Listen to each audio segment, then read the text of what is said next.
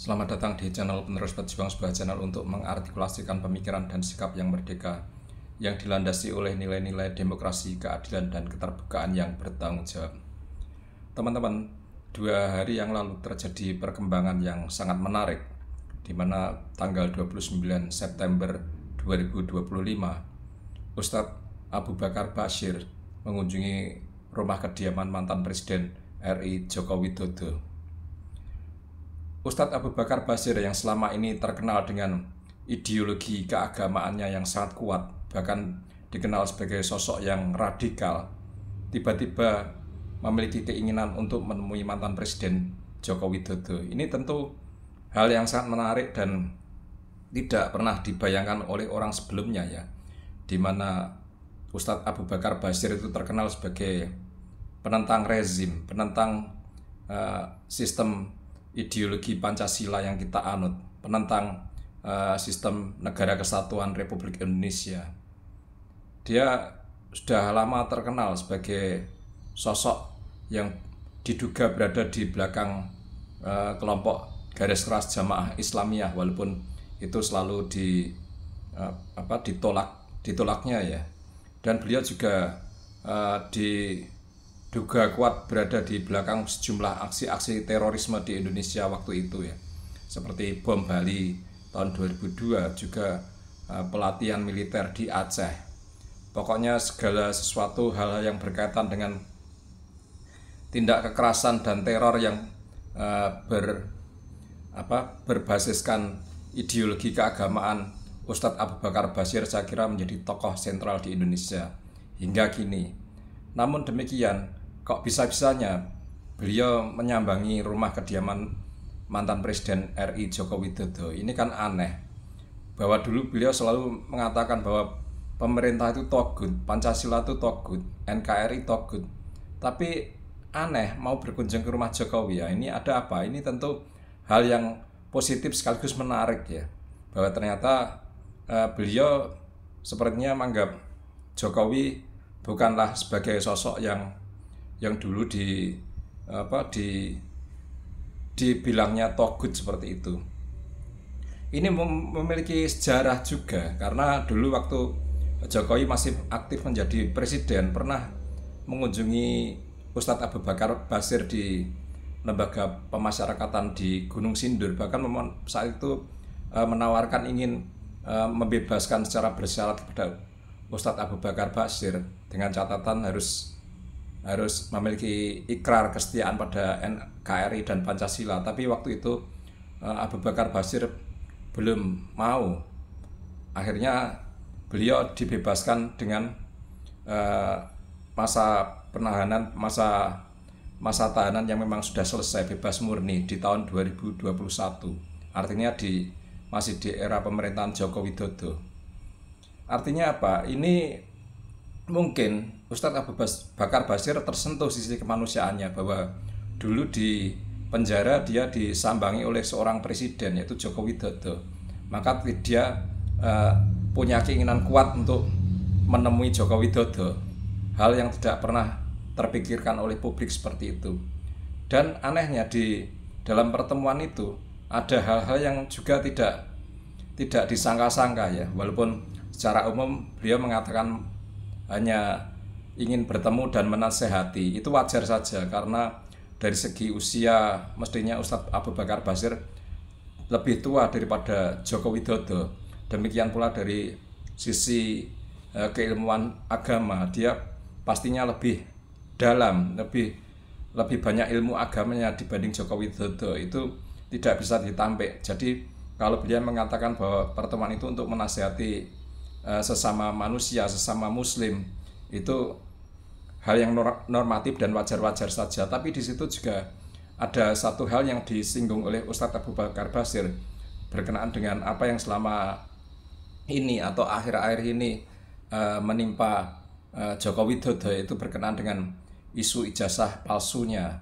Ini juga sempat disinggung oleh Ustadz Abu Bakar Bashir, walaupun tidak secara letterlek, ya, tapi itu jelas itu berkenaan dengan hal tuduhan ijazah palsu.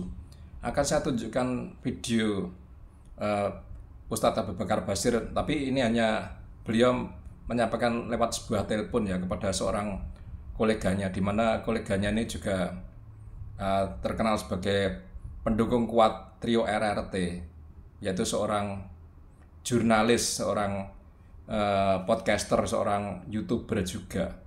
Walaupun saya juga tidak respect dengan yang bersangkutan, karena dulu waktu penggerudukan di UGM tanggal 15 April yang bersangkutan juga banyak memframing UGM. Tapi nggak apa-apa, kita saksikan video dia saat mewawancarai Ustadz Abu Bakar Basir lewat telepon. Di sini kita bisa menarik pelajaran apa yang disampaikan Ustadz Abu Bakar Basir melalui teleponnya. Akan saya tampilkan videonya.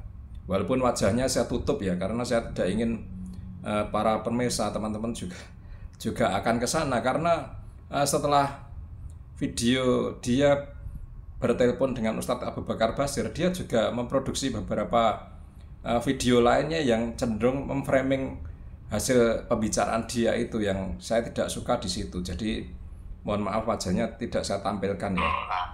Lalu saya di sana menyampaikan nasihat. Itu loh. Tadi saya bilang, Pak Jokowi, saya ini sebagai orang, sebagai ustadz, wajib menyampaikan nasihat seperti perintahnya Allah kepada rakyat, kepada umat Islam, kepada orang kafir, kepada pemimpin, wajib dinasihat. Saya ingin datang menasihat kepada Allah, ya boleh bagaimana. Lalu saya nasihati, begini Pak Jokowi.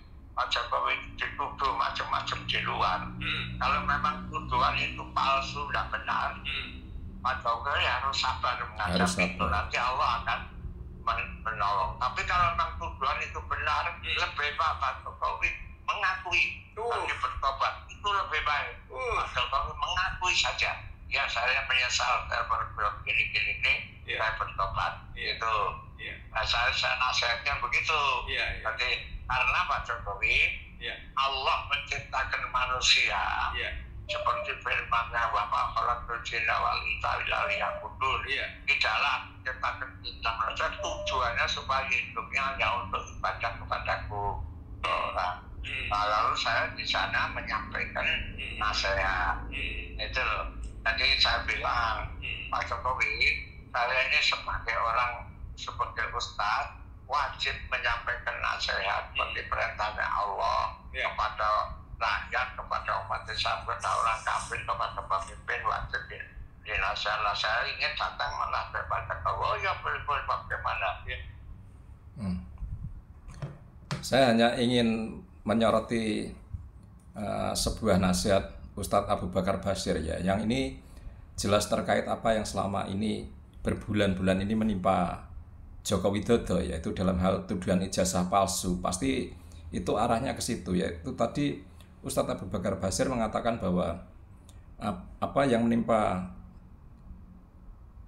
mantan Presiden Jokowi, tuduhan-tuduhan itu seandainya itu tidak benar, itu palsu, maka Ustadz Abu Bakar Basir menyarankan Jokowi untuk bersabar, nanti pasti ada pertolongan dari Allah, seperti itu. Tapi seandainya tuduhan itu benar, maka bertobatlah. Artinya apa? Ini artinya nasihat yang sifatnya masih opsional ya, masih ada dua sisi. Dan ini menarik karena ternyata Ustadz Abu Bakar Basir memiliki kearifan di sini. Tidak seperti halnya orang-orang yang mengaku sebagai cendekiawan intelektual kayak Rias Rasid, Ikrar Nusa Bakti, Amin Rais, terus apalagi trio RRT. Mereka dari awal sudah antipati, belum apa-apa pun sudah menuduh palsu. Tapi lihat, Ustadz Abu Bakar Basir masih memiliki kepercayaan, yaitu kalau tuduhan itu palsu, maka bersabarlah, nanti Allah akan menolong. Tapi kalau tuduhan itu benar, maka bertobatlah. Jadi dari kalimat itu bisa dipahami bahwa Ustadz Abu Bakar Basir sebenarnya lebih moderat ya, tidak mutlak percaya pada tuduhan-tuduhan yang selama ini dialamatkan ke Joko Widodo berkenaan dengan tuduhan ijazah palsunya. Ini menarik karena apa? Karena beberapa minggu yang lalu bedah buku itu dilakukan di tempatnya Abu Bakar Basir, yaitu di Yayasan Pendidikan Islam Al Mukmin Nguruki. yang notabene itu adalah pondok pesantren Ngeruki yang diasuh oleh Ustadz Abu Bakar Ba'asyir, bahkan didirikan oleh beliau dengan Abdullah Sungkar di tahun 1972. Publik selama ini kan tahu bahwa bagaimana pondok pesantren Ngeruki Ustadz Abu Bakar Ba'asyir, dan bedah buku pertama dilakukan di sana untuk kalangan kalangan pendidikan dilakukan di sana. Dan di sana juga trio RRT memberikan buku, walaupun di situ tidak terlihat ada Ustadz Abu Bakar Ba'asyir, tapi pengasuh itu pasti menyampaikan ke Abu Bakar Ba'asyir sebagai pimpinan tertinggi, sebagai pendirinya, bahkan mungkin sebagai pemiliknya, menyampaikan. Bahkan mungkin buku trio RRT itu, Jokowi's White Paper, mungkin juga diberikan pada Ustadz Abu Bakar Ba'asyir oleh para pengasuhnya itu. Artinya apa? Artinya Ustadz Abu Bakar Ba'asyir tidak percaya pada buku tersebut, tidak percaya sepenuhnya, atau masih ragu-ragu, atau beliau ingin memposisikan sebagai seorang ulama yang benar, yaitu tabayun dulu seperti itu, tidak mentah-mentah menerima. Ini kan menarik, jauh lebih arif dan bijaksana Abu Bakar Ba'asyir dibanding beberapa intelektual negeri ini. Ini artinya peringatan buat trio RRT bahwa apapun yang mereka sampaikan, framing, fitnah, walaupun dibungkus dengan sesuatu yang ilmiah melalui buku, belum tentu orang percaya. Walaupun itu sekelas Abu Bakar Ba'asyir yang terkenal sebagai sosok yang selalu anti dengan pemerintah, anti dengan NKRI, anti dengan Pancasila. Tapi nyatanya dengan buku Jokowi's White Paper yang dibikin oleh trio RRT, Ustadz Abu Bakar tidak mau menelan mentah-mentah. Beliau masih mengatakan kalau tuduhan itu tidak benar atau tuduhan itu palsu, maka Pak Jokowi bersabarlah, nanti ada pertolongan Allah. Itu yang perlu digarisbawahi. Sangat moderat. Dan itulah kearifan dari seorang ulama yang benar. Semoga Ustadz Abu Bakar Ba'asyir tetap istiqomah di jalan moderat dan tidak kembali lagi ke jalan-jalan yang lebih keras ya, karena mungkin juga beliau usianya sudah semakin senja, sudah semakin muncul kebijakan kearifannya. Semoga demikian seterusnya. Mungkin video saya kali ini cukup sekian. Terima kasih atas perhatiannya. Mohon maaf bila ada kata-kata yang salah. Tetap semangat dan salam merdeka.